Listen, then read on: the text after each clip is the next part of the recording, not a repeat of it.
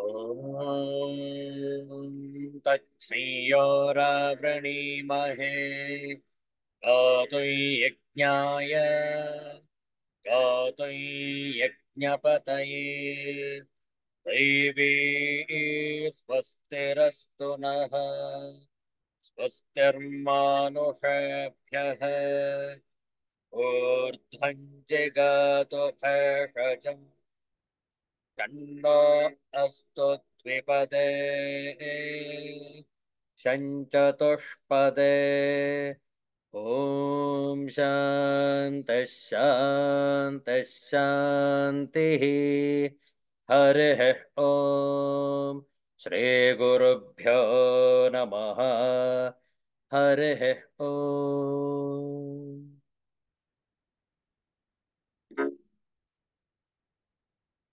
Understand this universal prayer together.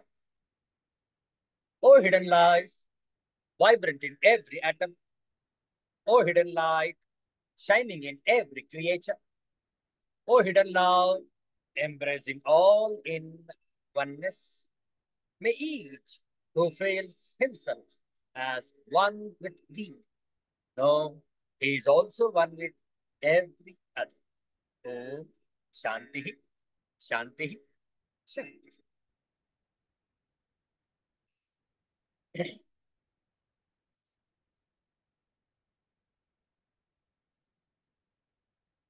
ಒಂದು ದಿವ್ಯವಾದ ಶ್ರೀ ದತ್ತ ಸ್ತೋತ್ರ ಆಲಿಸುವಂತವರಾಗಿ ಶ್ರದ್ಧೆ ಹಾಗೂ ಭಕ್ತಿಗಳಿಂದ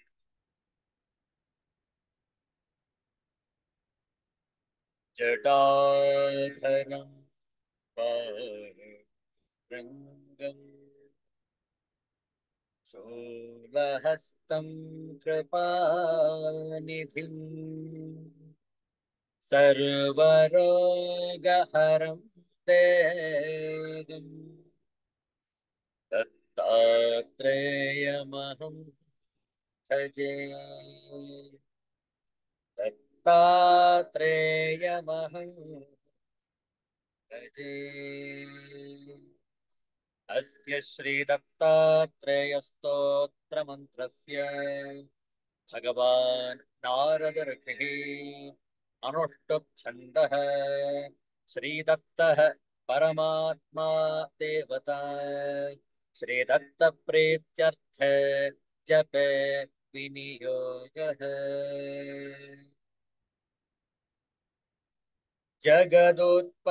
जगदुत्पत्तिकर्त्रे च स्थितिसंहारहेतवे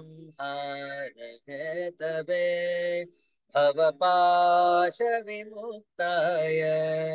दत्तात्रेय नमोऽस्तु ते दत्तात्रेय नमोऽस्तु ते जराजन्मविनाशाय देहशुद्धिकराय च दिगंबर दयामूर्ते दत्तात्रेय नमोऽस्तु ते दत्तात्रेय नमोऽस्तु ते कर्पूरकान्ति देहाय ब्रह्ममूर्तिधराय च वेदशास्त्र परिज्ञाय दत्तात्रेय नमोऽस्तु ते दत्तात्रेय नमोऽस्तु ते ह्रस्वदीर्घकृशस्थूल नामगोत्रविवर्जित पञ्चभूतैकदीप्ताय दत्तात्रेय नमोऽस्तु ते दत्तात्रेय नमोऽस्तु ते यज्ञभोक्त्रे च यज्ञाय यज्ञरूपधराय च यज्ञप्रियाय सिद्धाय दत्तात्रेय नमोऽस्तु ते दत्तात्रेय नमोऽस्तु ते आदौ ब्रह्मा मध्ये विष्णुः अन्ते देवः सदाशिवः मूर्तित्रय स्वरूपाय दत्तात्रेय नमोऽस्तु ते दत्तात्रेय नमोऽस्तु ते भोगालयाय भोगाय योगयोग्याय धारिणे जितेन्द्रिय जितज्ञाय दत्तात्रेय नमोऽस्तु ते दत्तात्रेय नमोऽस्तु ते दिगम्बराय दिव्याय दिव्यरूपधराय च सदोदित परब्रह्म दत्तात्रेय नमोऽस्तु ते दत्तात्रेय नमोऽस्तु ते दत्तात्रेय नमोऽस्तु ते दत्तात्रेय नमोऽस्तु ते जम्बूद्वीपे महाक्षेत्रे मातापुर निवासिने जयमानसतां देव दत्तात्रेय नमोऽस्तु ते दत्तात्रेय नमोऽस्तु ते भिक्षाटनं गृहे ग्रामे पात्रं हेममयं करे नानास्वादमयी भिक्षा दत्तात्रेय नमोऽस्तु ते दत्तात्रेय नमोऽस्तु ते ब्रह्मज्ञानमयी मुद्रा वस्त्रे चाकाशभूतले प्रज्ञानघनबोधाय दत्तात्रेय नमोऽस्तु ते दत्तात्रेय नमोऽस्तु ते अवधूतसदानन्द परब्रह्मस्वरूपिणे विदेहदेहरूपाय दत्तात्रेय नमोऽस्तु ते दत्तात्रेय नमोऽस्तु ते सत्यरूप सदाचार सत्यधर्मपरायण सत्याश्रय परोक्षाय दत्तात्रेय नमोऽस्तु ते दत्तात्रेय नमोऽस्तु ते शूलहस्तगदापाणि वनमाला सुकन्धर यज्ञसूत्रधर ब्रह्मन् दत्तात्रेय नमोऽस्तु ते दत्तात्रेय नमोऽस्तु ते क्षराक्षरस्वरूपाय परात्परतराय च दत्तमुक्ति परस्तोत्र दत्तात्रेय नमोऽस्तु ते दत्तात्रेय नमोऽस्तु ते दत्तविद्याढ्यलक्ष्मीश दत्तस्वात्मस्वरूपिणे गुणनिर्गुणरूपाय दत्तात्रेय नमोऽस्तु ते दत्तात्रेय नमोऽस्तु ते शत्रुनाशकरं स्तोत्रम् ज्ञानविज्ञानदायकं सर्वपापं शमं यान्ति दत्तात्रेय नमोऽस्तु ते दत्तात्रेय नमोऽस्तु ते इदं स्तोत्रं महद्दिव्यं दत्तप्रत्यक्षकारकं दत्तात्रेयप्रसादाच्च नारदेन प्रकीर्तितं नारदेन प्रकीर्तितम् सिद्धान्त अवधूत चिन्तनश्री गुरुदेव दत्त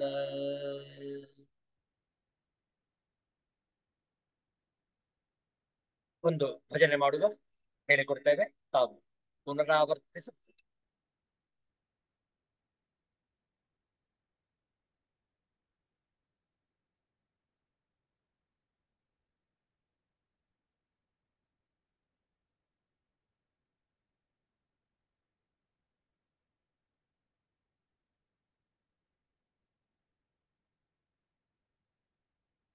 दयामया गुरु करुणामया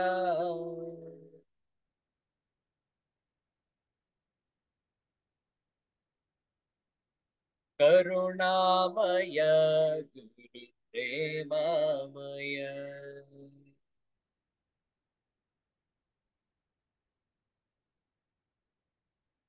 दयामय गुरु करुणामय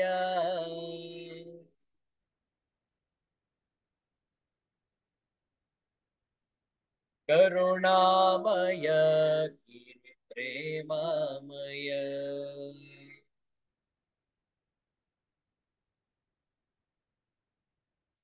परम स्वरूपनुतानन्ते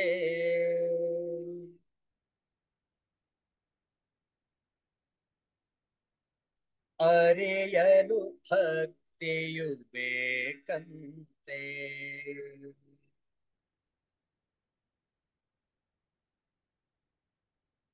ಒಲಿದರೆ ಪಾವನ ನವನಂತೆ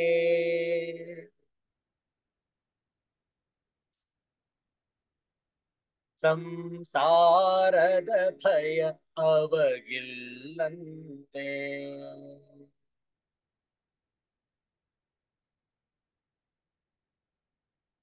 ದಯಾಮಯ ಗುರು ಕರುಣಾಮಯ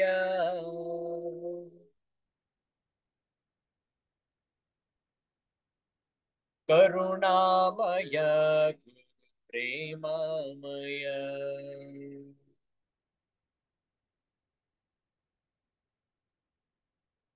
ಗುರುವಿಗೆ ಸಮನ್ಯಾರಿಲ್ಲಂತೆ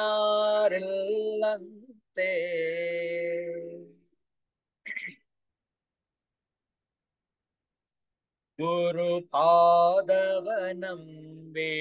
ಪಾದವನಂಬಿರಬೇಕಂತೆ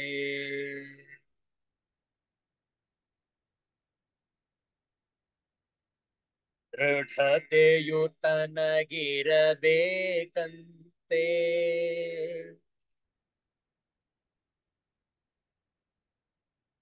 ಕೃತಿಗೆಡದೆ ತಾನಿರಬೇಕಂತೆ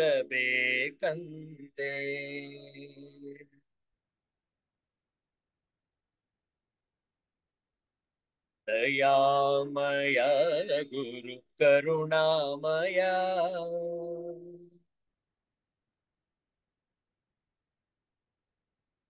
ಕರುಣಾಮಯ ಗುರು ಪ್ರೇಮಮಯ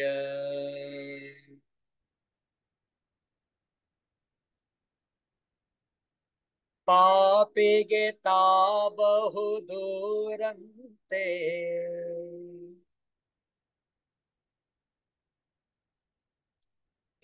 ದುರ್ಮಾರ್ಗಿಗೆ ಕಾಣನು ಗುರುವಂತೆ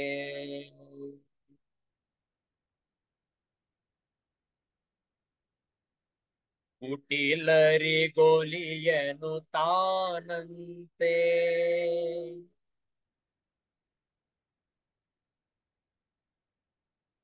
ಕುಹಕಿಗೆ ಎಂದು ಸಿಗನಂತೆ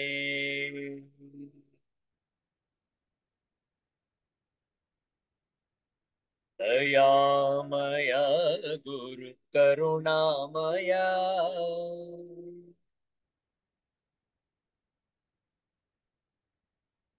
ಕರುಣಾಮಯ ಗುರು ಪ್ರೇಮಮಯ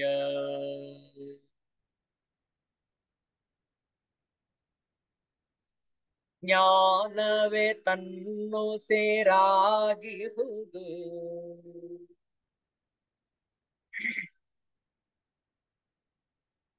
ಉಸುರಲು ಪಾವನವಾಗುವುದು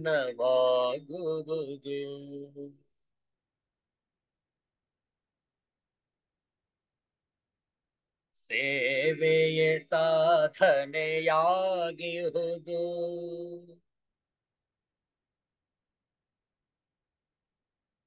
ಗುರು ಕರುಣೆಯೇ ಧನ್ಯನ ಮಾಡುವುದು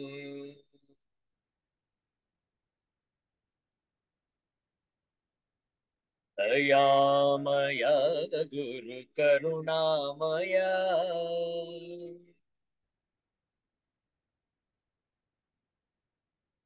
ಕರುಣಾಮಯ ಗುರು ಪ್ರೇಮಮಯ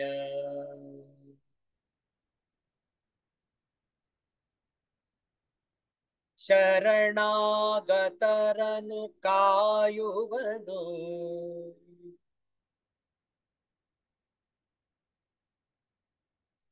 ಪರಮಾನಂದವನುಣಿಸುವನು.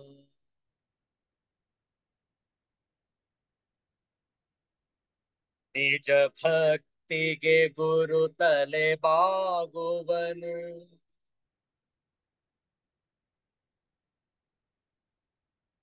ಭವ ಜಲಧಿಯ ದಾಂಟಿಸಿ ಕಾಯುವನು.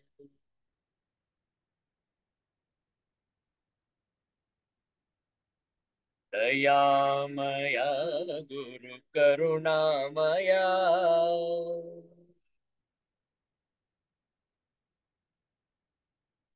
ಕರುಣಾಮಯ ಗುರು ಪ್ರೇಮಮಯ.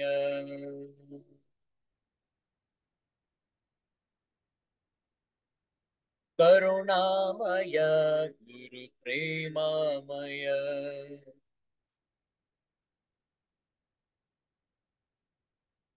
ಕರುಣಾಮಯ ಪ್ರೇಮಮಯ.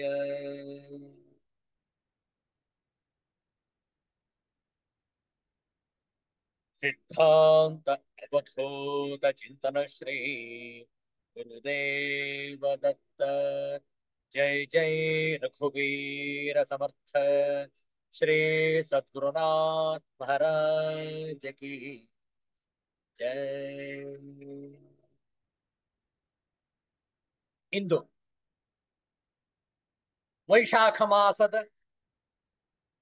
ಬಹುಳ ನವಮಿ ಉಪರಿ ದಶಮಿ. ನಾಳೆ ದಿವಸ ಆದಿತ್ಯವಾಸರ ಏಕಾದಶಿ ವ್ರತವನ್ನು ಆಚರಿಸತಕ್ಕದ್ದು. ನಾಳೆ ಅಡುಗೆಯ ಕೋಣೆಗೆ ಬೀಗ. ನಾಳೆ ಅಡುಗೆ ಮಾಡುವ ಹಾಗಿಲ್ಲ. ಪ್ರಯತ್ನ ಮಾಡಿ ನಾಳೆ ಒಂದು ದಿವಸ ಸಂಪೂರ್ಣ ಉಪವಾಸ, ಕೇವಲ ನೀರನ್ನು ಮಾತ್ರ ಸೇವನೆ ಮಾಡಿ. ಅಗತ್ಯವಿದ್ದರೆ ಯಾರಿಗೆ ರೋಗಾದಿ ಲಕ್ಷಣಗಳಿವೆ ಅವರು ಆಯಾಯ ಮಾತ್ರೆಗಳಿಗೋಸ್ಕರ ಸ್ವಲ್ಪ ಆಹಾರವನ್ನು ಸೇವಿಸಿ ತಮ್ಮ ಗುಳಿಗೆಗಳನ್ನು ತೆಗೆದುಕೊಳ್ಳಬಹುದು. ಉಳಿದವರು ಸಂಪೂರ್ಣ ಉಪವಾಸವನ್ನು ಮಾಡಿ ಏಕಾದಶಿ ವ್ರತದ ದಿವಸ ನಾಳೆ ವಿಷ್ಣು ಸಹಸ್ರನಾಮದ ಪಾರಾಯಣ 11 ಬಾರಿ ಮಾಡಿ. ಯಾರ್ಯಾರಿಗೆ ಅನುಕೂಲವಿದೆ, ಸಾಧ್ಯತೆ ಇದೆ ಅವರೆಲ್ಲರೂ ಕೂಡ ನಾಳೆ ದಿವಸ ಏಕಾದಶಿ ವ್ರತವನ್ನು ಆಚರಿಸುವುದು ಇರಲಿ. ಇಂದು ನವಮೋಧ್ಯಾಯದ ಅಂತಿಮ ಶ್ಲೋಕಗಳನ್ನು ಗಮನಿಸೋಣ. ಕೊನೆಯ 4-5 ಶ್ಲೋಕಗಳು ಬಾಕಿ ಇವೆ. ಅದಕ್ಕೆ ಮುನ್ನ ಕೆಲವು ಶ್ಲೋಕಗಳ ಪಾರಾಯಣ. ತಮ್ಮ ಪವಿತ್ರವಾದ ಶ್ರೀಮದ್ ಭಗವದ್ಗೀತಾ ಗ್ರಂಥವನ್ನು ತೆರೆಯಿರಿ. 9ನೇ ಅಧ್ಯಾಯದ ಶ್ಲೋಕದ ಸಂಖ್ಯೆ ಕಳೆದ ವಾರ 30ರವರೆಗೆ ಮಾಡಿದ್ವಿ ಅಲ್ವಾ? ಆದ್ದರಿಂದ 24ರಿಂದ ಆರಂಭ ಮಾಡುವ. 24ನೆಯ ಶ್ಲೋಕದಿಂದ 30ನೆಯ ಶ್ಲೋಕದವರೆಗೆ ಪಾರಾಯಣ. ಒಟ್ಟಿಗೆ ನವಮೋಧ್ಯಾಯ. ಮತ್ತೊಮ್ಮೆ ಹೇಳ್ತೇವೆ, 9ನೇ ಅಧ್ಯಾಯ 24ನೆಯ ಶ್ಲೋಕದಿಂದ ಆರಂಭ. ಅಹಂ ಹಿ ಸರ್ವಯಜ್ಞಾನಾಂ ಅಲ್ಲಿ. ಓಂ ಶ್ರೀ ಪರಮಾತ್ಮನೇ ನಮಃ. ಅಥ ನವಮೋಧ್ಯಾಯಃ. ರಾಜವಿದ್ಯಾ ರಾಜಗುಹ್ಯಯೋಗಃ. ಶ್ರೀಭಗವಾನುವಾಚ ಅಹಂ ಹಿ ಸರ್ವಯಜ್ಞಾನಾಂ ಹೋತಾ ಚ ಪ್ರಭುರೇವ ಚ ನ ತು ಮಾಮಭಿಜಾನಂತಿ ತತ್ವೇನಾತಸ್ತ್ಯವಂತಿ ತೇ. ಯಾಂತೆ ದೇವವ್ರತಾ ದೇವಾ ಪಿತॄನ್ ಯಾಂತಿ ಪಿತೃವ್ರತಾಃ. ಹೋತಾನಿ ಯಾಂತಿ ಭೂತೇಜ್ಯಃ ಯಾಂತಿ ಮದ್ಯಾಜಿನೋಪಿ ಮಾಂ. ಪತ್ರಂ ಪುಷ್ಪಂ ಫಲಂ ತೋಯಂ ಯೋ ಮೇ ಭಕ್ತ್ಯಾ ಪ್ರಯಚ್ಛತಿ ತದಹಂ ಭಕ್ತ್ಯೋಪಹೃತಂ ಅಶ್ನಾಮಿ ಪ್ರಯತಾತ್ಮನಃ ಯತ್ಕರೋಷಿ ಯದಶ್ನಾಸಿ ಯಜ್ಜುಹೋಷಿ ದದಾಸಿ ಯತ್ ಯತ್ತಪಸ್ಯಸಿ ಕೌಂತೆಯ ತತ್ಕುರುಷ್ವ ಮದರ್ಪಣಂ ಶುಭಾಶುಭಫಲೈರೇವಂ ಮೋಚ್ಯಸೆ ಕರ್ಮಬಂಧನೈಃ ಸನ್ಯಾಸಯೋಗಯುಕ್ತಾತ್ಮಾ ವಿಮುಕ್ತೋ ಮಾಮುಪೈಷ್ಯಸಿ ಸಮೋಹಂ ಸರ್ವಭೂತೇಷು ನ ಮೇ ದ್ವೇಷ್ಯೋಸ್ತಿ ನ ಪ್ರಿಯಃ ಯೇ ಭಜಂತಿ ತು ಮಾಂ ಭಕ್ತ್ಯಾ ಮಯಿ ತೇ ತೇಷು ಚಾಪ್ಯಹಂ ಅಪಿ ಚೇತ್ ಸುದುರಾಚಾರಃ ಭಜತೆ ಮಾಮನನ್ಯಭಾಕ್ ಸಾಧುರೇವ ಸಮಂತವ್ಯಃ ಸಮ್ಯಕ್ ವ್ಯವಸಿತೋ ಹಿ ಸಃ ಓಂ ಶಾಂತಃ ಶಾಂತಃ ಶಾಂತಿಃ ಹರಿಃ ಓಂ ಶ್ರೀ ಗುರುಭ್ಯೋ ನಮಃ ಹರಿಃ ಓಂ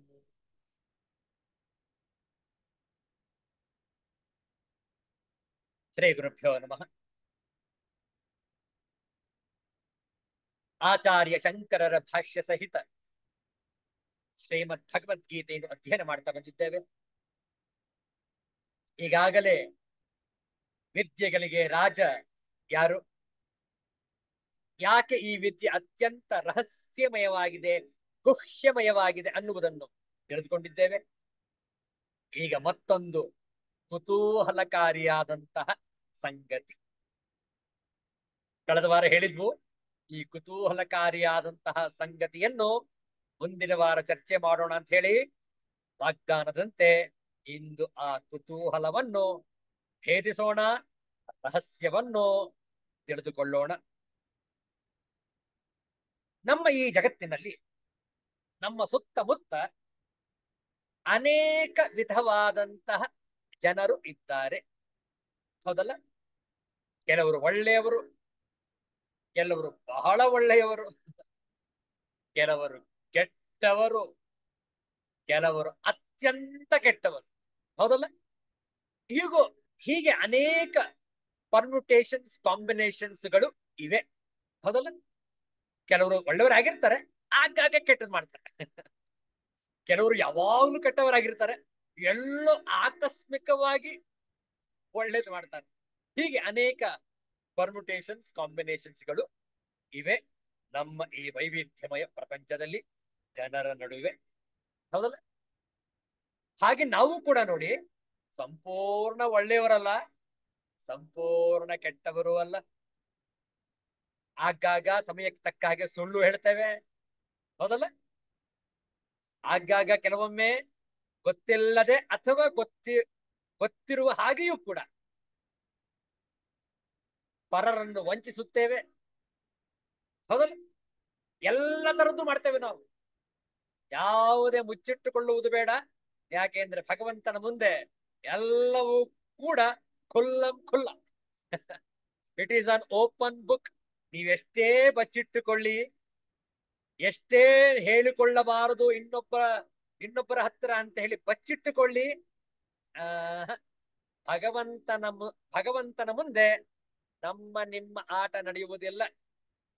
ಎಲ್ಲವೂ ಕೂಡ ಸ್ಪಷ್ಟವಾಗಿ ಗೋಚರವಾಗುತ್ತಿದೆ, ಹೌದಲ್ಲ? ಯಾರಿಗೆ ಗೋಚರವಾಗ್ತದೆ ಹೇಳಿ? ನಮ್ಮ ಮನಸ್ಸಿಗೆ, ನಮ್ಮ ಹೃದಯಕ್ಕೆ, ಹೌದಲ್ಲ? ನಮಗೆ ಗೊತ್ತಿಲ್ಲದಂತಹ ವಿಷಯಗಳೇ ಇಲ್ಲ. ವಿಚಾರ ಮಾಡಿ. ನಾವು ಇನ್ನೊಬ್ಬರಿಗೆ ನಾವು ಕೆಟ್ಟದ್ದನ್ನು ಯಾವುದನ್ನು ಮಾಡಿರ್ತೇವೆ ಅದನ್ನು ಹೇಳ್ಕೊಳ್ಳೋದಿಲ್ಲ. ಯಾಕೆ? ನಾಚಿಕೆ, ಅಂಜಿಕೆ, ಹೌದಲ್ಲ?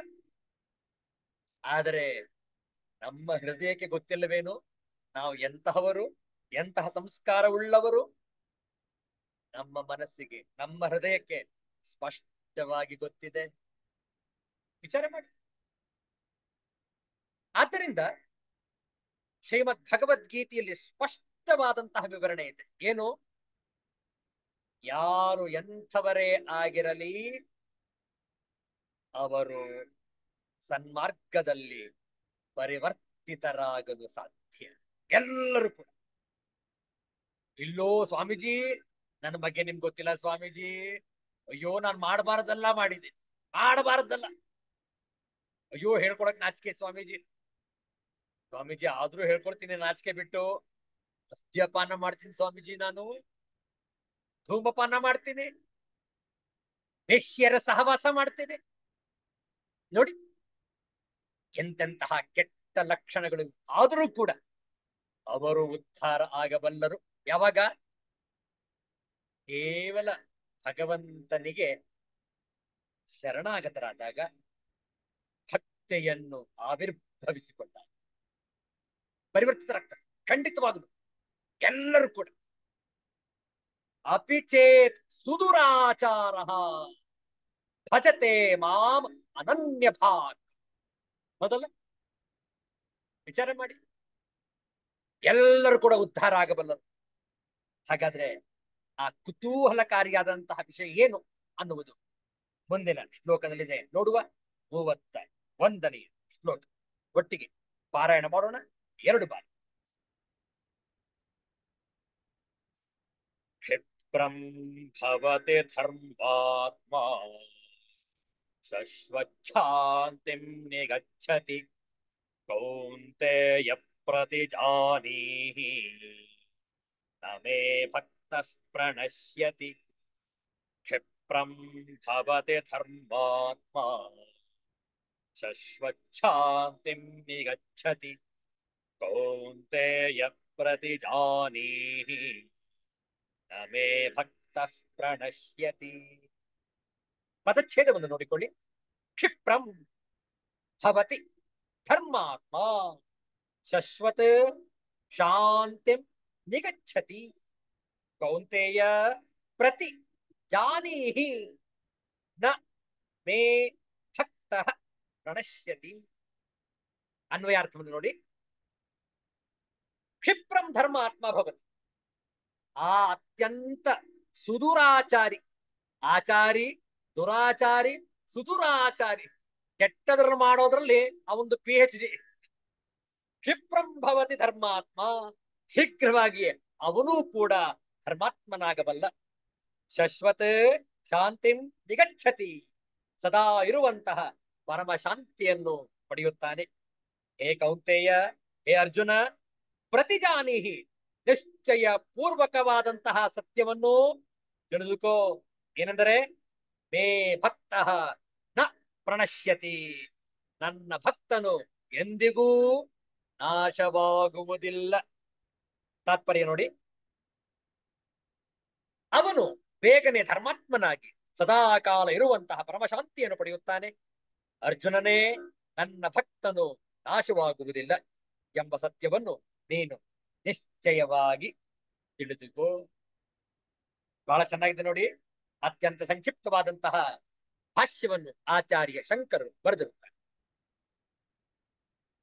ಉತ್ಸೃಜ್ಯ ಚ ಬಾಹ್ಯಾಂ ದುರಾಚಾರತಾಂ ಅಂತಃ ಸಮ್ಯಕ್ ವ್ಯವಸಾಯ ಸಾಮರ್ಥ್ಯಾತ್, ಒಳಗೆ ಒಳ್ಳೆಯ ನಿಶ್ಚಯವನ್ನು ಮಾಡಿಕೊಂಡಿರುವುದರ ಸಾಮರ್ಥ್ಯದಿಂದ ಹೊರಗಿನ ದುರಾಚಾರ ಸ್ವಭಾವವನ್ನು ಬಿಟ್ಟು ಕ್ಷಿಪ್ರಂ ಶೀಘ್ರಂ ಭವತಿ ಧರ್ಮಾತ್ಮ, ಕ್ಷಿಪ್ರವಾಗಿ, ಶೀಘ್ರವಾಗಿ, ಅತ್ಯಂತ ಬೇಗನೆ ಅವನು ಧರ್ಮಾತ್ಮನಾಗುವನು. ಕ್ಷಿಪ್ರಂ ಶೀಘ್ರಂ ಭವತಿ ಧರ್ಮಾತ್ಮ, ಧರ್ಮಚಿತ್ತ ಏವ. ಯಾಕೆಂದ್ರೆ ಅವನಿಗೆ ಒಳ್ಳೆಯನಾಗಬೇಕು ಎಂಬ ಮನಸ್ಸಿದೆ, ಆದ್ರಿಂದ ಆತ ಪರಿವರ್ತಿತನಾಗ್ತಾನೆ. ಕೆಲವರು ಕೆಟ್ಟದನ್ನು ಮಾಡ್ತಾ ಹೋಗ್ತಾರೆ, ಆದರೆ ಕೆಟ್ಟದ್ದು ಮಾಡುವುದು ಗೊತ್ತಿದ್ದರೂ ಕೂಡ ಬಿಡಲು ತಯಾರಿಲ್ಲ. ವಿಚಾರ ಮಾಡಿ. ಆದ್ರೆ ಇವನು ಬಿಡಲು, ಆ ದುರಾಚಾರವನ್ನು ಬಿಡಲು ಸಿದ್ಧನಾಗಿದ್ದಾನೆ. ಆದ್ದರಿಂದಲೇ ಅವನು ಧರ್ಮಾತ್ಮನಾಗಬಲ್ಲ, ಉಳಿದವರು ಆಗುವುದು. ಶಶ್ವತ್ ನಿತ್ಯಂ ಶಾಂತಿಂಚ ಉಪಶಮಂ ನಿಗಚ್ಚತಿ ಪ್ರಾಪ್ನೋತಿ, ಧರ್ಮದಲ್ಲಿಟ್ಟ ಚಿತ್ತವುಳ್ಳವನೇ ಆಗುವನು ಮತ್ತು ಶಾಶ್ವತವಾಗಿ ನಿತ್ಯವೂ ಶಾಂತಿಯನ್ನು, ಉಪಶಮವನ್ನು ಹೊಂದುವನು. ಶೃಣು ಪರಮಾರ್ಥಂ ಕೌಂತೆಯ ಪ್ರತಿಜಾನೀಹಿ ನಿಶ್ಚಿತ ಪ್ರತಿಜ್ಞಾಂ ಕುರು ನಮೇ ಮಮ ಭಕ್ತಃ ಮಯಿ ಸಮರ್ಪಿತಾಂತರಾತ್ಮ ಮದ್ಭಕ್ತಃ ನ ಪ್ರಣಶ್ಯತಿ ಇತಿ. ಹೇ ಕೌಂತೆಯ, ಹೇ ಅರ್ಜುನ, ಕುಂತಿ ಪುತ್ರ, ನಿಜವನ್ನು ಕೇಳು. ನೀನಿದನ್ನು ನಿಶ್ಚಯವಾಗಿ ಅರಿಯುವವನಾಗು. ನನ್ನ ಭಕ್ತನು, ನನ್ನಲ್ಲಿ ಅಂತಃಕರಣವನ್ನು ಸಮರ್ಪಿಸುವ ನನ್ನ ಭಕ್ತನು ಎಂದಿಗೂ ನಾಶವಾಗುವುದೇ ಇಲ್ಲ. ನೋಡಿ, ಎಂತಹ ವಾಗ್ದಾನ, ಎಂತಹ ಪ್ರತಿಜ್ಞೆ ಭಗವಂತನದು. ಯಾರು ಭಗವಂತನಿಗೆ ಶರಣಾಗುತ್ತಾರೋ ಅವರು ಯಾವುದಕ್ಕೂ ಅಂಜುವ, ಅಳುಕುವ, ಹೆದರುವ ಆಸ್ಪದವಿಲ್ಲ. ನೋಡಿ, ಅಷ್ಟು ನಿಶ್ಚಯ ಪೂರ್ವಕವಾಗಿ ಆ ಭಕ್ತರು, ಆ ಸಾಧಕರು, ಜ್ಞಾನಿಗಳು ಶರಣಾಗಿರುವರು. ಹೌದಲ್ಲ? ನಿಶ್ಚಯ ಪೂರ್ವಕವಾದಂತಹ ಮನಸ್ಸಿರಬೇಕು, ಸಂಕಲ್ಪ ಇರಬೇಕು. ನಾನು ಶುದ್ಧನಾಗುತ್ತೇನೆ, ಪವಿತ್ರನಾಗುತ್ತೇನೆ, ಕೇವಲ ಒಳ್ಳೆಯ ಕಾರ್ಯಗಳನ್ನು ಮಾತ್ರ ಮಾಡುತ್ತೇನೆ. ಸಂಕಲ್ಪ ಮಾಡಬೇಕು. ಕಷ್ಟ ಇದು. ಹರಿಶ್ಚಂದ್ರನ ಉದಾಹರಣೆ ನಮ್ಗೆಲ್ಲರಿಗೂ ಕೂಡ ಗೊತ್ತಿದೆ. ಸತ್ಯವನ್ನು ಬಿಟ್ಟು ಬೇರಾವುದನ್ನು ಕೂಡ ಮಾಡಲು ಹರಿಶ್ಚಂದ್ರ ಸಿದ್ಧನಿರಲಿಲ್ಲ. ಆದ್ದರಿಂದಲೇ ಅನೇಕ ಕಷ್ಟ ಕಾರ್ಪಣ್ಯಗಳನ್ನು ಆತ ಎದುರಿಸಬೇಕಾಯಿತು. ಆ ಕಷ್ಟ ಕಾರ್ಪಣ್ಯಗಳೇ ಅವನ ಶುದ್ಧೀಕರಣಕ್ಕೆ ನಾಂದಿಯಾಯಿತು. ಯಾರಾದ್ರೂ ಬಂದು ಹೇಳ್ತಾರೆ, ಸ್ವಾಮೀಜಿ ನಾನ್ ಬಹಳ ಕಷ್ಟಪಡ್ತಾ ಇದ್ದೀನಿ, ಜೀವನದಲ್ಲಿ ನೊಂದಿದ್ದೀನಿ, ಬೆಂದಿದ್ದೀನಿ, ನನಗೆ ಸಾಕಾಗಿ ಹೋಗಿದೆ ಜೀವನ, ಯಾಕೋ ಜೀವನ ಕಂಡರೆ ಜಿಗುಪ್ಸಿ ಆಗಿಬಿಟ್ಟಿದೆ, ನನಗೆ ತುಂಬಾ ಕಷ್ಟಪಡ್ತಾ ಇದ್ದೆ, ಶಾರೀರಿಕವಾಗಿ ಯಾತನೆ, ಮಾನಸಿಕ ಯಾತನೆ. ಸ್ವಾಮೀಜಿ ಏನ್ ಮಾಡ್ಲಿ?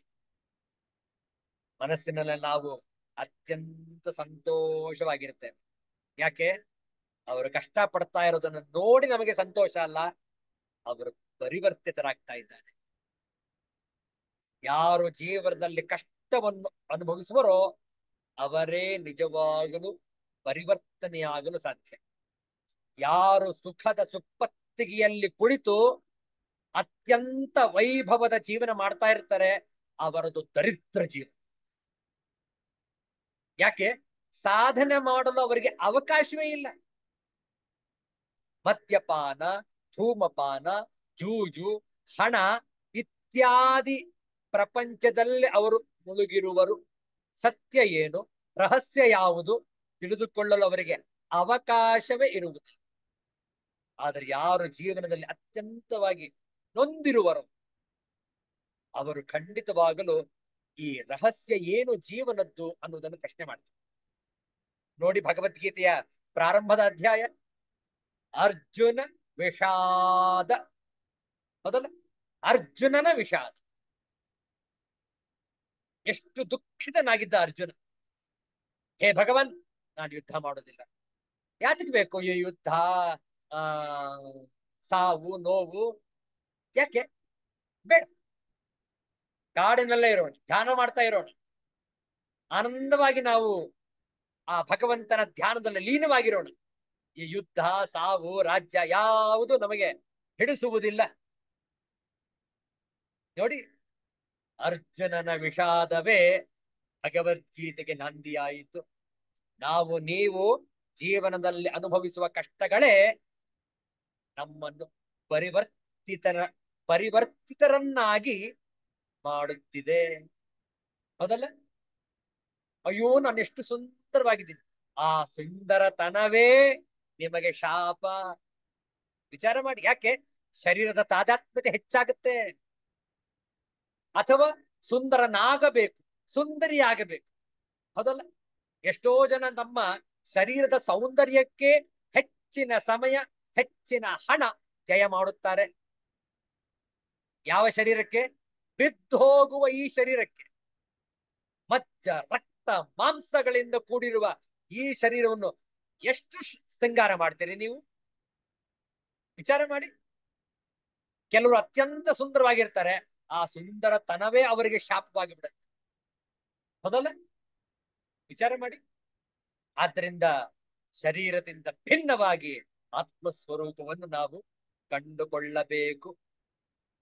ಯಾಕೆ? ನಮೇ ಭಕ್ತ ಪುನಶ್ಯತಿ. ಭಗವಂತನಿಗೆ ಯಾರು ಶರಣಾಗುವರೋ ಅವರಿಗೆ ಖಂಡಿತವಾಗಲು ಜೀವನದಲ್ಲಿ ಸೋಲಿಲ್ಲ, ಸಾವಿಲ್ಲ, ಸಾವಿಗೆ ಹೆದರುವುದಿಲ್ಲ. ಅವರು ನಿಜವಾದ ಭಕ್ತ. ಮುಂದಿನ 2 ಶ್ಲೋಕಗಳನ್ನು ಒಟ್ಟಿಗೆ ನೋಡೋಣ. 2 ಬಾರಿ ಪಾರಾಯಣ ಮಾಡುವ. 32 ಹಾಗೂ 33ನೆಯ ಶ್ಲೋಕವನ್ನು ಒಟ್ಟಿಗೆ ಪಾರಾಯಣ ಮಾಡುವ 2 ಬಾರಿ. ಓಂ ಹಿ ಪಾರ್ಥವ್ಯಪಾಶ್ರಿತ್ಯ ದೇವ್ಯಸ್ಯಃ ಪಾಪಯೋನಯಃ ಸ್ತ್ರಿಯೋ ವೈಶ್ಯಾಸ್ತಥಾ ಶೂದ್ರಾ ದೇವಿ ಯಾಂತಿ ಪರಾಂ ಗತಿಂ ಕಿಂ ಪುನರ್ಬ್ರಾಹ್ಮಣಾಃ ಪುಣ್ಯ ಭಕ್ತಾ ರಾಜರ್ಷಯಸ್ತಥಾ ಅನಿತ್ಯಮಸುಖಂ ಲೋಕಂ ಇಮಂ ಪ್ರಾಪ್ಯ ಭಜಸ್ವ ಮಾಂ ಹಿ ಪಾರ್ಥವ್ಯಪಾಶ್ರಿತ್ಯ ದೇವ್ಯಸ್ಯಃ ಪಾಪಯೋನಯಃ ಸ್ತ್ರಿಯೋ ವೈಶ್ಯಾಸ್ತಥಾ ಶೂದ್ರಾಃ ದೇವಿ ಯಾಂತಿ ಪರಾಂ ಗತಿಂ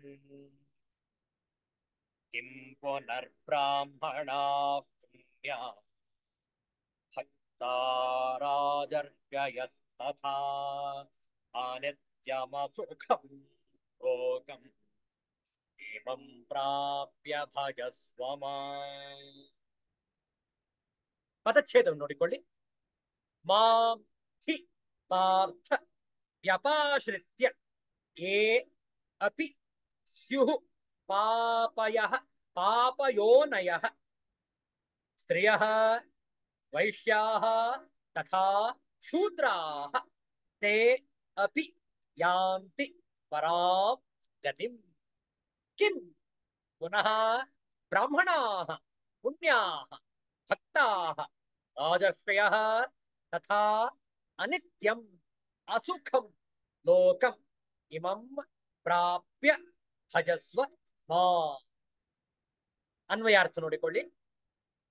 ಹೇ ಪಾರ್ಥ, ಹೇ ಅರ್ಜುನ್, ಹೇ ಪೃಥಾ ಪುತ್ರ. ಪಾರ್ಥ ಅಂದ್ರೆ ಪೃಥಾ ಪುತ್ರ.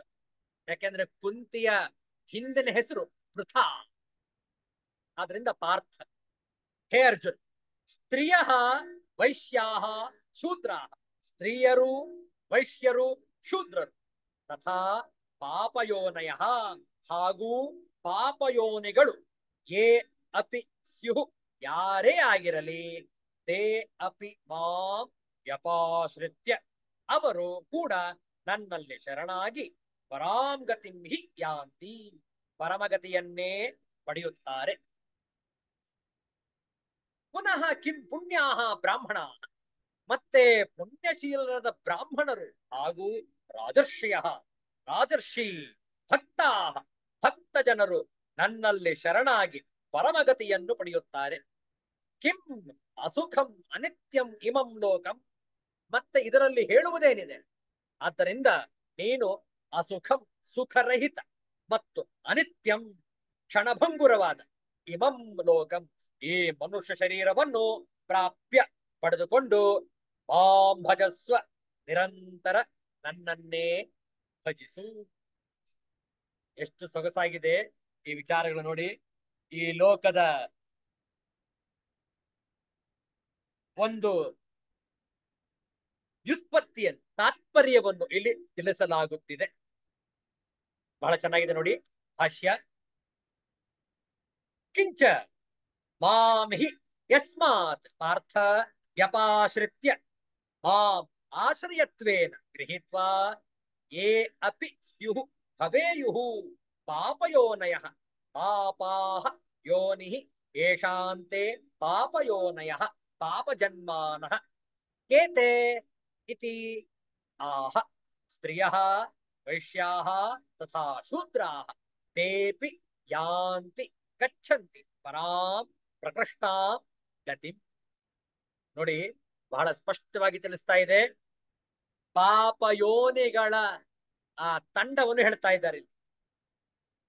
ಮತ್ತೆ ನನ್ನನ್ನು ಆಶ್ರಯಿಸಿದರೆ, ನನ್ನನ್ನು ಆಶ್ರಯವಾಗಿ ಇಟ್ಟುಕೊಂಡರೆ ಯಾರು ಯಾರು ಪಾಪಯೋನಿಗಳಾಗಿರುವರೋ, ಅಂದ್ರೇನು, ಪಾಪದ ಫಲವಾಗಿರುವ ಯೋನಿಯು ಯಾರದೋ ಅವರು ಪಾಪಯೋನಿಗಳು. ಯಾರು ಪಾಪ ಜನ್ಮದವರಾಗಿರುವರೋ ಅಂಥವರು. ಅವರು ಯಾರು ಎಂದರೆ ಹೇಳ್ತಾರೆ ನೋಡಿ, ಹೆಂಗಸರು, ವೈಶ್ಯರು ಮತ್ತು ಶೂದ್ರರು. ಅವರು ಕೂಡ ಹೆಚ್ಚಿನ ಉತ್ತಮವಾದ ಗತಿಯನ್ನು ಹೊಂದುವರು, ಸೇರುವರು. ಹೀಗಿರುವುದಷ್ಟೇ ನೋಡಿ. ಯಾಕೆ ಇಲ್ಲಿ ಹೆಂಗಸರು, ವೈಶ್ಯರು ಹಾಗೂ ಶೂದ್ರರು ಪಾಪಯೋನಿಗಳು ಅಂತ ಯಾಕೆ ಕರೀತಾ ಇದ್ದಾರೆ ನೋಡೋಣ. ದಯವಿಟ್ಟು ಅಪಾರ್ಥ ಮಾಡಿಕೊಳ್ಳಬಾರದು, ಸ್ಪಷ್ಟವಾದ ಅರ್ಥ ತಿಳುವಳಿಕೆ ಉಂಟಾಗಲಿ. ಸ್ತ್ರೀಯರು, ಶೂದ್ರರು, ವೈಶ್ಯರು ಎಲ್ಲರೂ ಪಾಪಿಗಳು ಎಂದು ಅರ್ಥವಲ್ಲ. ಅವರು ಹಿಂದಿನ ಜನ್ಮದ ಪಾಪದ ದೆಸೆಯಿಂದ ಭಕ್ತಿಗೆ ಅಡ್ಡಿ ಬರಬಹುದಾದ ಜನ್ಮದಲ್ಲಿ ಹುಟ್ಟಿರುತ್ತಾರೆ. ನೋಡಿ, ಯಾರು ಸ್ತ್ರೀಯರೋ, ಯಾರು ವೈಶ್ಯರೋ, ಯಾರು ಶೂದ್ರರು, ಈ ಮೂರೂ ವರ್ಗಗಳಿಗೆ ಅನೇಕ ಅಡ್ಡಿ ಆತಂಕಗಳು ಜೀವನದಲ್ಲಿ. ಯಾಕೆ ಇನ್ನೊಬ್ಬರಿಗಿರೋವೇನು, ಅವ್ರಿಗೂ ಇರುತ್ತೆ. ಆದ್ರೆ ಅವರಿಗಿಂತ ಹೆಚ್ಚಾಗಿ ಇರುವ ಯೋನಿಗಳ ಜನ್ಮ ಈ ಮೂವರು, ಹೆಂಗಸರು, ವೈಶ್ಯರು ಹಾಗೂ ಶೂದ್ರರು. ಇದು ಶಾಸ್ತ್ರದ ಮಾತು. ಆದ್ರಿಂದ ಯಾವುದೇ ಇಲ್ಲಿ ವಾದ ವಿವಾದಕ್ಕೆ ಅವಕಾಶವಿಲ್ಲ. ಆದರೆ ಅವರಿಗೆ ಭಕ್ತಿಯನ್ನು ಮಾಡುವುದಕ್ಕಾಗಲಿ ಪರಮಗತಿಯನ್ನು ಪಡೆಯುವುದಕ್ಕಾಗಲಿ ಯಾವುದೇ ಅಡ್ಡಿ ಇಲ್ಲ. ನೋಡಿ, ಪಾಪಯೋನಿಗಳಾಗಿದ್ರು ಕೂಡ ಭಕ್ತಿಗೆ ಯಾವ ವರ್ಗವೂ ಕೂಡ ಅಡ್ಡಿ ಬರುವುದಿಲ್ಲ. ಎಲ್ಲರೂ ಕೂಡ ಸಮ. ಇಲ್ಲಿ ಹೇಳ್ತಾ ಇರೋದೇನು ಅಂದ್ರೆ, ಹೆಂಗಸರು, ವೈಶ್ಯರು, ಶೂದ್ರರಿಗೆ ಸ್ವಲ್ಪ ಹೆಚ್ಚಿನ ಕಷ್ಟಗಳು ಜೀವನದಲ್ಲಿ, ಅಷ್ಟೇ ಹೇಳ್ತಾ ಇರೋದು. ಆದ್ರಿಂದ ಭಕ್ತಿಗೆ ಯಾವುದೇ ರೀತಿಯಾದಂತಹ ಭೇದವಿಲ್ಲ. ಎಲ್ಲರೂ ಕೂಡ ತಮ್ಮ ಚಿತ್ತವನ್ನು ಶುದ್ಧಿ ಮಾಡಿಕೊಂಡು ಈ ಒಂದು ಸನ್ಮಾರ್ಗದಲ್ಲಿ ನಡೆಯಬಹುದು. ಕಿಂ ಪುನಃ ಬ್ರಾಹ್ಮಣಾಃ ಪುಣ್ಯಾಃ ಪುಣ್ಯಯೋನಯಃ ಭಕ್ತಾಃ ರಾಜರ್ಷಯಃ ತಥಾ ರಾಜಾನಶ್ಚ ತೇ ಋಷಯಶ್ಚ ಇತಿ ರಾಜರ್ಷಯಃ ಯತಃ ಏವಂ ಅತಃ ಅನಿತ್ಯಂ ಕ್ಷಣಭಂಗುರಂ ಅಸುಖಂ ಚ ಸುಖವರ್ಜಿತಂ ಇಮಂ ಲೋಕಂ ಮನುಷ್ಯಲೋಕಂ ಪ್ರಾಪ್ಯ ಪುರುಷಾರ್ಥ ಸಾಧನಂ ದುರ್ಲಭಂ ಮನುಷ್ಯತ್ವಂ ಲಬ್ಧ್ವಾ ಭಜಸ್ವ ಸೇವಸ್ವ.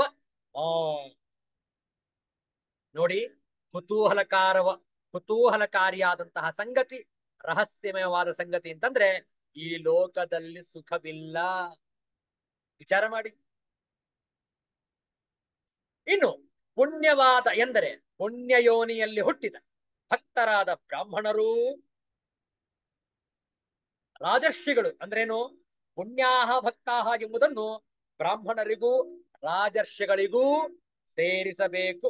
ಅವರಿಬ್ಬರಿಗೂ ಆತ್ಮನಿಷ್ಠೆಯೇ ಕರ್ತವ್ಯವಾಗಿರುವುದರಿಂದ ಅವರು ಪರಮಗತಿಯನ್ನು ಪಡೆಯುವರು ಎಂಬುದನ್ನು ಹೇಳಬೇಕಾದದ್ದೇ ಇಲ್ಲ. ಬ್ರಾಹ್ಮಣರು ರಾಜರ್ಷಿಗಳು, ರಾಜರು ಋಷಿಗಳು ಆಗಿರುವವರು ರಾಜರ್ಷಿಗಳು. ಅವರು ಪರಮಗತಿಯನ್ನು ಹೊಂದುವರೆಂದು ಹೇಳುವುದೇನಿದೆ. ಹೀಗಿರುವುದರಿಂದ ಈ ಕಾರಣದಿಂದ ಅನಿತ್ಯವಾದ, ಕ್ಷಣದಲ್ಲಿ ನಾಶವಾಗುವಂಥದ್ದು, ಅಸುಖವೂ ಸುಖವರ್ಜಿತವೂ ಆಗಿರುವ ಈ ಲೋಕವನ್ನು, ಎಂದರೆ ಮನುಷ್ಯ ಲೋಕವನ್ನು ಪಡೆದಿರುವ, ಪುರುಷಾರ್ಥವನ್ನು ಸಾಧನ ಮಾಡುವ ದುರ್ಲಭವಾದ ಮನುಷ್ಯತ್ವವನ್ನು ಪಡೆದಿರುವ ನೀನು ನಿರಂತರ ನನ್ನನ್ನು ಭಜಿಸು, ಭಗವಂತನನ್ನು ಸೇವಿಸು. ನೋಡಿ, ಈ ಮನುಷ್ಯತ್ವ ಅನಿತ್ಯ, ದುಃಖಮಯ. ಆದರೂ ಪುರುಷಾರ್ಥವನ್ನು ಸಾಧಿಸುವುದಕ್ಕೆ ಉಪಯುಕ್ತವಾದದ್ದು. ಹೌದು, ಈ ಶರೀರ ಇರುವುದೇ ಒಂದು ಕಷ್ಟಗಳ ಆಗರ, ಕಷ್ಟಗಳ ತಾಣ, ಸಂಕಷ್ಟಗಳ ಸರಮಾಲೆ. ಈ ಶರೀರ ಇರುವುದೇ ಅಂಥದ್ದು. ಅನಿತ್ಯಂ ಅಸುಖಂ ಲೋಕಂ. ಈ ಲೋಕದಲ್ಲಿ ಖಂಡಿತವಾಗಲೂ ಯಾವುದೇ ರೀತಿಯಾದಂತಹ ಸುಖ ಇಲ್ಲ ಸ್ವಾಮಿ, ಯಾವುದಿಲ್ಲ. ನೀವೇನಾದ್ರೂ ಸುಖವಾಗಿದ್ದರೆ ಅದು ಕೇವಲ ಐಂದ್ರಿಕ ಸುಖ. ಅಂದ್ರೇನು? ಇಂದ್ರಿಯಗಳಿಂದ ಸ್ಪರ್ಶವಾಗಿರುವಂತಹ ಸುಖಗಳು. ಆತ್ಮ ಸುಖ ಅಲ್ಲ ಅದು. ವಿಚಾರ ಮಾಡಿ. ಯಾವುದೋ ಗುಲಾಬ್ ಜಾಮೂನ್ ತಿಂದ್ರಿ, ನಾಲಿಗೆಗೆ ರುಚಿ, ಅದರಲ್ಲಿ ಇಷ್ಟ, ಆದ್ದರಿಂದ ಸುಖ. ನೋಡಿ, ಐಂದ್ರಿಕ ಸುಖ. ಹೌದಲ್ಲ? ಐಂದ್ರಿಕ ಸುಖ ನಿಜವಾದ ಸುಖವಲ್ಲ. ಅದರ ಹಿಂದೆಯೇ ಕಷ್ಟಗಳು ಕಾಯುತ್ತಿವೆ ಬರುವುದಕ್ಕೆ. ಆದ್ದರಿಂದ ಈ ಲೋಕದಲ್ಲಿ ನಿಜವಾಗಲು ಯಾವುದೇ ಸುಖವಿಲ್ಲ. ನಿಜವಾದ ಸುಖವಿರುವುದು ಲೋಕದಲ್ಲ, ನಿಮ್ಮ ಹೃದಯದಲ್ಲಿ, ನಿಮ್ಮ ಆಂತರ್ಯದಲ್ಲಿ, ನಿಮ್ಮ ಆಂತರ್ಯದ ಶುದ್ಧತೆಯಲ್ಲಿ. ನೋಡಿ ಹೇಗಿದೆ, ಎಷ್ಟು ಕುತೂಹಲ ಅಲ್ಲ. ಹೀಗೂ ಇರಬಹುದಾ ಜೀವನದಲ್ಲಿ? ಖಂಡಿತವಾಗಲೂ ಇರಬಹುದು. ಇದ್ದು ತೋರಿಸಿದ್ದಾರೆ ಭಕ್ತರು, ಜ್ಞಾನಿಗಳು ನಮ್ಮ ನಿಮ್ಮ ನಡುವೆ. ಅವರನ್ನು ನಾವು ಗುರುತಿಸುವುದಿಲ್ಲ ಅಷ್ಟೇ. ಹೌದಲ್ಲ? ಆದ್ದರಿಂದ ನಾವು ಇನ್ನೊಬ್ಬರನ್ನು ಅಣುಕಿಸುವ ಬದಲು, ಅನುಸರಿಸುವ ಬದಲು, ನಾವೇ ಮಾದರಿಯಾಗಿ ನಮ್ಮನ್ನು ಇತರರು ಅನುಸರಿಸುವಂತೆ ನಾವು ಜೀವನದಲ್ಲಿ ಸಾಗಬೇಕು. Let us not copy anybody. Let us be a model to be followed by others. Think. Bhagavad Gita ನಮ್ಮನ್ನು ಬಡಿದೆಬ್ಬಿಸುತ್ತೆ, ಎಚ್ಚರಗೊಳಿಸುತ್ತೆ, ಜಾಗೃತಗೊಳಿಸುತ್ತೆ ಆತ್ಮ ಸುಖಕ್ಕಾಗಿ. ಈ ಲೋಕದಲ್ಲಿ ಖಂಡಿತವಾಗಲೂ ಸುಖ ಇಲ್ಲ. ಹಣ, ಐಶ್ವರ್ಯ, ಹೆಂಡತಿ, ಮಕ್ಕಳು, ಗಂಡ, ಆಸ್ತಿ ಪಾಸ್ತಿ ಇಲ್ಲ ಸ್ವ, ಇದರಲ್ಲಿ ಖಂಡಿತವಾಗಲೂ ಸುಖ ಇಲ್ಲ. ಹೌದಲ್ಲ? ಸುಖವಿರುವುದೇ ನಿಮ್ಮ ಆಂತರ್ಯದ ಜ್ಞಾನದಲ್ಲಿ. ನಾವು ಯಾರು ಎಂಬುದನ್ನು ತಿಳಿದುಕೊಳ್ಳುವುದೇ ನಿಜವಾದ ಜೀವನದ ಲಕ್ಷ್ಯ, ಪರಮ ಲಕ್ಷ್ಯ. ನಮ್ಮ ನಿಮ್ಮ ಗುರಿ ಈ ರಹಸ್ಯವನ್ನು ಭೇದಿಸಬೇಕು. ಯಾಕೆ? ನಮಗೆಲ್ಲರಿಗೂ ಗೊತ್ತಿದೆ, ಹುಟ್ಟು ಉಚಿತ, ಸಾವು ಖಚಿತ. ಹೌದಲ್ಲ? ನಮ್ಗೆ ಈಗಾಗಲೇ ಈ ಶರೀರ ಪ್ರಾಪ್ತಿಯಾಗಿ ಬಿಟ್ಟಿದೆ. ಅಂದ್ರೇನು? ಹುಟ್ಟಾಗಿದೆ ನಾವು ಈ ಶರೀರದಲ್ಲಿ.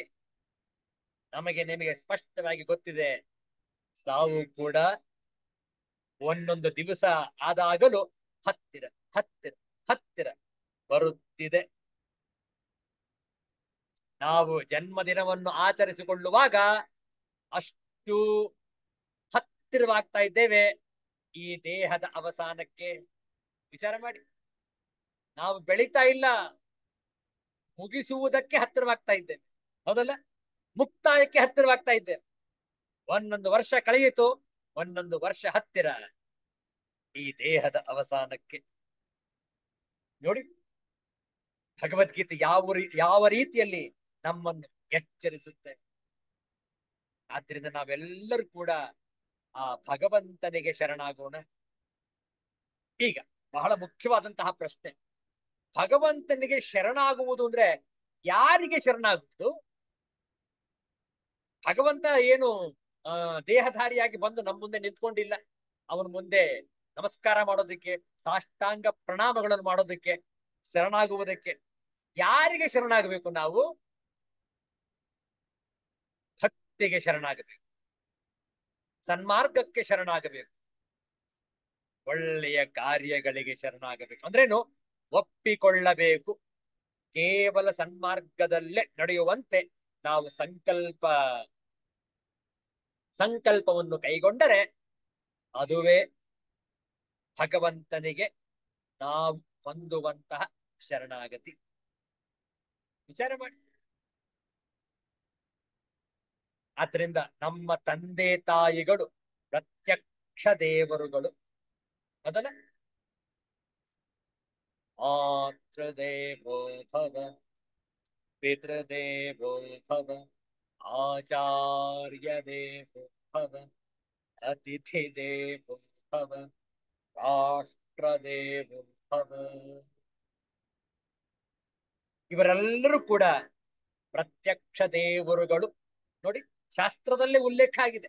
ತೈತ್ರೀಯ ಉಪನಿಷತ್ತಿನಲ್ಲಿ ತಾಯಿಯನ್ನು ದೇವರಂತೆ ತಿಳಿ.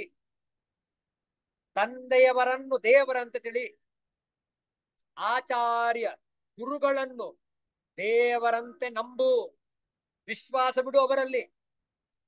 ಅತಿಥಿ ಅಭ್ಯಾಗತರನ್ನು ಪರಮಾತ್ಮನೇ ನಮ್ಮ ಮನೆಗೆ ಬಂದಿದ್ದಾನೆ ಅನ್ನುವಂತೆ ಉಪಚರಿಸು, ಸೇವಿಸು, ಭಜಿಸು. ನೋಡಿ, ಈ ರೀತಿ ಸಾಧನೆ ಮಾಡಿದಾಗಲೇ ನಾವು ಭಗವಂತನಿಗೆ ಶರಣಾಗುವುದು. ಅಂತಿಮವಾಗಿ ಭಗವಂತ ಹೇಳುತ್ತಾನೆ ನೋಡಿ, ಯಾವ ರೀತಿಯಲ್ಲಿ ನಾವು ಶರಣಾಗಬೇಕು. ಕೊನೆಯ ಶ್ಲೋಕ 2 ಬಾರಿ ಪಾರಾಯಣ. ಮನ್ಮನಾಭವ ಮದ್ಭಕ್ತಃ ಮಧ್ಯಾಜೇ ಮಾಂ ನಮಸ್ಕುರು, ಆಮೇ ವೈಷ್ಯಸಿ ಯುಕ್ತೈವಂ ಆತ್ಮಾನಂ ಮತ್ಪರಾಯಣಃ. ಮನ್ಮನಾಭವ ಮದ್ಭಕ್ತಃ ಮಧ್ಯಾಜೀ ಮಾಂ ನಮಸ್ಕುರು, ಮಾಮೇ ವೈಷ್ಯಸಿ ಯುಕ್ತೈವಂ ಆತ್ಮಾನಂ ಮತ್ಪರಾಯಣಃ. ಪದಚ್ಛೇದ ನೋಡಿಕೊಳ್ಳಿ.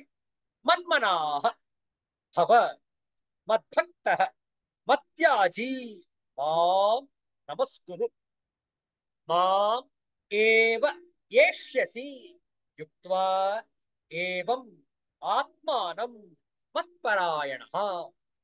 ಅನ್ವಯಾರ್ಥ: ಮನ್ಮನಾಹ ಭವ, ನನ್ನಲ್ಲೇ ಮನಸ್ಸುಳ್ಳವನಾಗು. ಮದ್ಭಕ್ತಃ ಭವ, ನನ್ನ ಭಕ್ತನಾಗು. ಮಧ್ಯಾಜೀ ಭವ, ನನ್ನನ್ನು ಪೂಜಿಸುವವನಾಗು. ಮಾಂ ನಮಸ್ಕುರು, ನನಗೆ ನಮಸ್ಕರಿಸು. ಏವಂ ಆತ್ಮಾನಂ ಯುಕ್ತ್ವಾ, ಈ ಪ್ರಕಾರ ಆತ್ಮವನ್ನು ನನ್ನಲ್ಲೇ ನಿಯುಕ್ತಗೊಳಿಸಿ, ಮತ್ಪರಾಯಣ, ನನ್ನ ಪರಾಯಣನಾಗಿ ನೀನು ಮಾಂ ಏವ ಏಷ್ಯಸಿ, ನನ್ನನ್ನೇ ಪಡೆಯುವೆ. ಸಾರಾಂಶ ನೋಡಿ, ನನ್ನಲ್ಲಿ ಮನಸ್ಸುಳ್ಳವನಾಗು, ನನ್ನ ಭಕ್ತನಾಗು, ನನ್ನನ್ನು ಪೂಜಿಸುವವನಾಗು, ನನಗೆ ನಮಸ್ಕರಿಸು. ಹೀಗೆ ಆತ್ಮನನ್ನು ನನ್ನಲ್ಲಿ ನೆಲೆಗೊಳಿಸಿ ಮತ್ಪರಾಯಣನಾಗಿ ನೀನು ನನ್ನನ್ನೇ ಹೊಂದುವೆ. ಎಷ್ಟು ಸೊಗಸಾಗಿದೆ ನೋಡಿ. ಕೊನೆಯ ಶ್ಲೋಕ ಅತ್ಯಂತ ಪ್ರತಿಜ್ಞಾಪೂರ್ವಕವಾಗಿ ಭಗವಂತನು ಹೇಳುವನು, ಯಾರು ಶರಣಾಗುವರೋ ಅವರು ಭಗವಂತನನ್ನೇ ಹೊಂದುವರು. ಕಥಂ ಮಯಿ ವಾಸುದೇವೇ ಮನಃ ಯಸ್ಯ ತವ ಸಹ ತ್ವಂ ಮನ್ಮನಾಃ ಭವ, ತಥಾ ಮದ್ಭಕ್ತಃ ಭವ, ಮದ್ಯಾಜಿ ಮದ್ಯಜನಶೀಲಃ ಭವ, ಮಾಮೇವ ಚ ನಮಸ್ಕುರು, ಮಾಮೇವ ಈಶ್ವರಂ ಏಷ್ಯಸಿ ಆಗಮಿಷ್ಯಸಿ. ಯುಕ್ತ್ವಾ ಸಮಾಧಾಯ ಚಿತ್ತಂ ಏವಂ ಆತ್ಮಾನಂ ಮಾಂ ಅಹಂ ಹಿ ಸರ್ವೇಷಾಂ ಭೂತಾನಾಂ ಆತ್ಮಾ ಪರಾ ಚ ಗತಿಃ ಪರಂ ಅಯನಂ ತಂ ಮಾಂ ಏವಂ ಭೂತಂ ಏಷ್ಯಸಿ ಇತಿ ಅತೀತೇನ ಸಂಬಂಧಃ ಮತ್ಪರಾಯಣಃ ಸನ್ ಇತ್ಯರ್ಥಃ. ನೋಡಿ ಭಾಷ್ಯಾರ್ಥ ಹೇಗೆಂದರೆ, ವಾಸುದೇವನಾದ ನನ್ನಲ್ಲಿ ಮನಸ್ಸುಳ್ಳವನಾದ್ದರಿಂದ ನೀನು ಮನ್ಮನನು, ಅಂದ್ರೆ ನನ್ನ ಮನಸ್ಸುಳ್ಳವನು. ಅಂಥ ಮನ್ಮನನಾಗು. ಹೀಗೆಯೇ ಮದ್ಭಕ್ತನು, ನನ್ನ ಭಕ್ತನೂ ಆಗು. ಮದ್ಯಾಜಿ ಎಂದರೆ ನನ್ನನ್ನೇ ಪೂಜಿಸುವ ಸ್ವಭಾವದವನು ಆಗು, ಮತ್ತು ನನ್ನನ್ನೇ ನಮಸ್ಕರಿಸುತ್ತಿರು. ಹೀಗೆ ಯುಕ್ತ್ವಾ, ಚಿತ್ತವನ್ನು ಸಮಾಧಾನ ಮಾಡಿಕೊಂಡಿದ್ದರೆ ಈಶ್ವರನಾದ ನನ್ನನ್ನೇ ಬಂದು ಸೇರುವೆ. ಆತ್ಮನಾದ ನನ್ನನ್ನೇ, ನಾನೇ ಅಲ್ಲವೇ ಸಕಲ ಪ್ರಾಣಿಗಳಿಗೂ ಆತ್ಮನೋ ಮತ್ತು ಹೆಚ್ಚಿನ ಗತಿಯಾದ ಪರವಾದ ಅಯನವು. ಇಂಥ ನನ್ನನ್ನು ಬಂದು ಸೇರುವೆ ಎಂದು ಹಿಂದಿನ ಮಾತಿಗೆ ಇದನ್ನು ಸಂಬಂಧಿಸಿಕೊಳ್ಳಬೇಕು. ಮತ್ಪರಾಯಣನಾಗಿ ನಾನೇ ಕೊನೆಗೆ ಹೋಗಿ ಸೇರಬೇಕಾದ ಗತಿ ಎಂದು ಅರಿತವನಾಗಿ ನನ್ನನ್ನೇ ಸೇರುವೆ ಎಂದು ಅರ್ಥ. ಬಹಳ ಚೆನ್ನಾಗಿದೆ ನೋಡಿ. ಆದ್ದರಿಂದ ನಾವು ನಮ್ಮ ಕಷ್ಟ ಕಾರ್ಪಣ್ಯಗಳಿಗೆ ಅಭಿನಂದಿಸಬೇಕು, ಧನ್ಯವಾದವನ್ನು ತಿಳಿಸಬೇಕು. ಕಾರಣ ಆ ಕಷ್ಟ ಕಾರ್ಪಣ್ಯಗಳೇ ನಮ್ಮನ್ನು ಶುದ್ಧಿ ಮಾಡಿ ಸನ್ಮಾರ್ಗದಲ್ಲಿ ನಡೆಯುವಂತೆ ನಮಗೆ ಪ್ರೇರಣೆಯನ್ನು ನೀಡಿದೆ. ಭಗವಂತನಲ್ಲಿ ಶರಣಾಗಬೇಕು ಅನ್ನುವುದು ಅನ್ನುವ ಭಾವ ನಮ್ಮ ಮನಸ್ಸಿಗೆ ಉಂಟಾಗಿದೆ. ಮೊದಲ ನೋಡಿ, ಈ ಕರ್ಮಫಲ ಸಿದ್ಧಾಂತದಲ್ಲಿ ಬಹಳ ಸ್ಪಷ್ಟವಾದ ಮಾತಿದೆ. ಇದನ್ನು ಅನೇಕ ಬಾರಿ ನಾವು ಆಗ್ಲೇ ಚರ್ಚೆ ಮಾಡಿದ್ದೇವೆ, ಮತ್ತೊಮ್ಮೆ ಚರ್ಚೆ ಮಾಡೋಣ. ಏನು ಅಂದ್ರೆ, ನಮ್ಮ ಈಗಿನ ಪರಿಸ್ಥಿತಿ ಇದೆ ನೋಡಿ, ಈಗ ನಾವೇನಿದ್ದೇವೆ ಯಾವ ಪರಿಸ್ಥಿತಿಯಲ್ಲಿ, ಅದು ಹಿಂದಿನ ಕರ್ಮಗಳ ಕಾರಣ. ಹೌದಲ್ಲ? ನಾವು ಹಿಂದೆ ಏನ್ ಮಾಡಿದ್ದೇವೆ ಅದರ ಫಲವೇ ಈಗ ನಾವು ವರ್ತಮಾನದಲ್ಲಿ ಅನುಭವಿಸುತ್ತಿದ್ದೇವೆ. ಹಾಗಾದ್ರೆ ಭವಿಷ್ಯ ಹೇಗಿರುತ್ತೆ? ಈಗ ನೀವು ಏನ್ ಮಾಡ್ತಾ ಇದ್ದೀರೋ ಅದನ್ನು ಪುಣ್ಯ ಕಾರ್ಯಗಳನ್ನಾಗಿ ಮಾಡಿದರೆ ಭವಿಷ್ಯವು ಉತ್ತಮವಾಗಿರುತ್ತೆ. ನೋಡಿ, ನಿಮ್ಮ ಭವಿಷ್ಯವನ್ನು ನೀವೇ ಬರೆಯಬಲ್ಲಿರಿ. ಬೇರೆ ಯಾವುದೇ ಜ್ಯೋತಿಷ್ಯ ಶಾಸ್ತ್ರವನ್ನು ಅಧ್ಯಯನ ಮಾಡುವ ಅಗತ್ಯವಿಲ್ಲ. ಜ್ಯೋತಿಷಿಗಳನ್ನು ಸಂಪರ್ಕ ಮಾಡಿ ನನ್ನ ಭವಿಷ್ಯ ಹೇಗಿದೆ ಕೇಳುವ ಆಸ್ಪದವಿಲ್ಲ. ಹೆದರಿಕೆ ಬೇಡ, ಏನಾಗುವುದು ನೋಡೋಣ.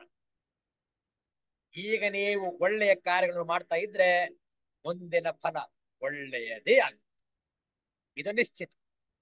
ಇದು ಕರ್ಮ ಫಲ ಸಿದ್ಧಾಂತ. ಆದ್ರಿಂದ ಭಗವಂತನಿಗೆ ಇಂದಿನಿಂದಲೇ ಆ ಭಕ್ತಿಯನ್ನು ಆರಂಭಿಸೋಣ.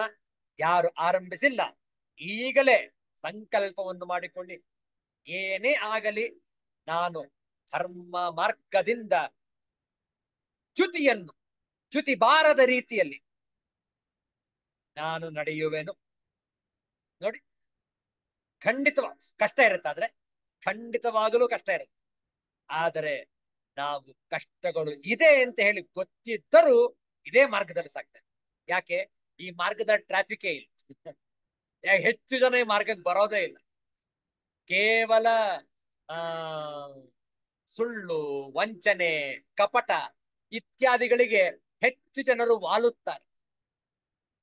ಸನ್ಮಾರ್ಗದಲ್ಲಿರಬೇಕು, ಕಷ್ಟ ಕಾರ್ಪಣ್ಯಗಳನ್ನು ಎದುರಿಸಬೇಕು ಅಂದಾಗ ಟ್ರಾಫಿಕ್ ಕಡಿಮೆ, ಬಹಳ ಅಲ್ಪ ಜನರು ಮಾತ್ರ ಈ ಕಡೆಗೆ ಬರ್ತಾರೆ.